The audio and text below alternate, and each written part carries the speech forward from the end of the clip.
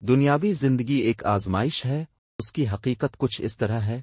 عارضی اور فانی دنیاوی زندگی ہمیشہ کے لیے نہیں ہے، بلکہ یہ ایک عارضی اور فانی چیز ہے۔ موت کے بعد انسان کو اس دنیا سے جانا ہوتا ہے اور آخرت میں اپنی زندگی کا حساب دینا ہوتا ہے۔ دھوکہ اور فریب دنیاوی زندگی دھوکے اور فریب سے بھری ہوئی ہے۔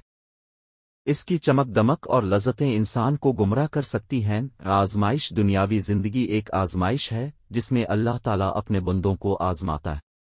یہ آزمائش مال، اولاد اور دیگر چیزوں کے ذریعے ہو سکتی ہے۔ عبرت دنیاوی زندگی میں ہر چیز ایک عبرت ہے۔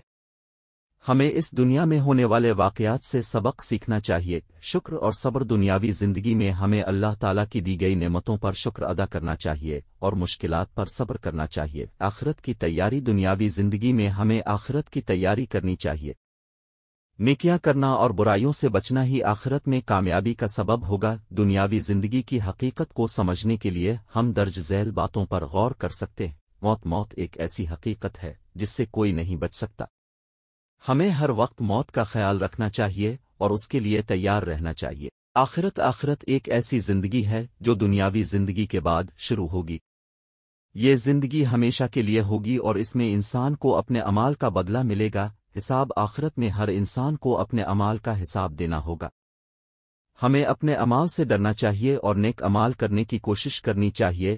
دنیاوی زندگی میں ہمیں کیا کرنا چاہیے؟ اللہ تعالیٰ کی عبادت۔ ہمیں دنیاوی زندگی میں اللہ تعالیٰ کی عبادت کرنی چاہیے اور اس کی رضا حاصل کرنے کی کوشش کرنی چاہیے۔ نیکیاں کرنا ہمیں دنیاوی زندگی میں زیادہ سے زیادہ نیکیاں کرنی چاہیے۔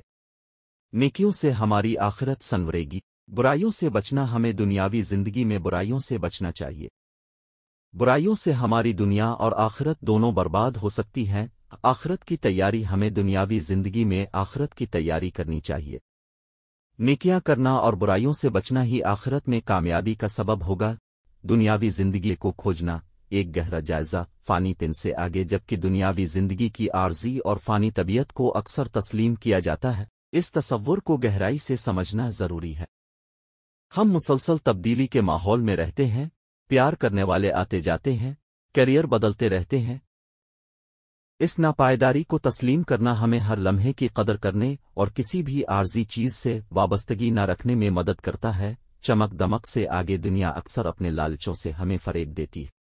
مادی سامان، عارضی خوشیاں اور دنیاوی پہچان آسانی سے خواہش اور جستجو کا موضوع بن سکتے ہیں۔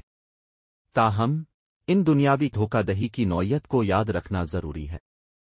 جیسے صحرا میں سراب، یہ دھوکہ دے کر ہمیں ہمارے حقیقی مقصد سے دور لے جا سکتے ہیں۔ اپنے آرام کے علاقے سے آگے دنیا اکثر اپنے آرام کے علاقوں کے روپ میں چیلنجز پیش کرتی ہے۔ جان پہچان اور معمول کی کشش ہمیں ترقی اور تبدیلی کی مزاحمت کرنے کا لالچ دے سکتی ہے۔ اپنے آرام کے علاقوں سے باہر قدم رکھنا، نئے تجربات کو اپنانا اور فعال طور پر ذاتی ترقی کی تلاش کرنا روحانی ترقی کے لیے ضروری ہے۔ خود غرضی سے آگے دنیا خود غرضی کو جنم دے سکتی ہے، جو ہمیں صرف اپنی خواہشات اور تمناؤں پر توجہ مرکوز کرنے کی ترغیب دیتی ہے۔ تاہم سچی خوشی اپنی باہمی وابستگی کو تسلیم کرنے اور دوسروں کی خدمت کرنے میں ہے۔ مہربانی، سخاوت اور رحم کے اعمال میں شامل ہونا ایک زیادہ معنی خیز وجود میں اضافہ کرتا ہے اور مثبت اثر کی لہر پیدا کرتا ہے۔ حدود سے آگے دنیا کبھی کبھی ہمارے نظریے کو محدود کر سکتی ہے، جس سے ہمیں یہ یقین کرنے پر مجبور کرتی ہے کہ ہمارے حالات ہمیں متعین کرتے ہیں یا ہماری صلاحیت محدود ہے۔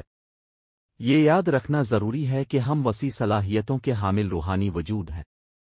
اپنی اندرونی قوت سے جڑ کر اور اپنی صلاحیتوں کو بروئے کار لا کر ہم لامحدود حدوں سے بلند ہو کر قابل ذکر کام کر سکتے ہیں۔ یاد رکھیں، ظاہری باتوں سے دھوکہ نہ کھائیں۔ دنیاوی کشش اکثر اپنی عارضی نوعیت کو چھپاتی ہے۔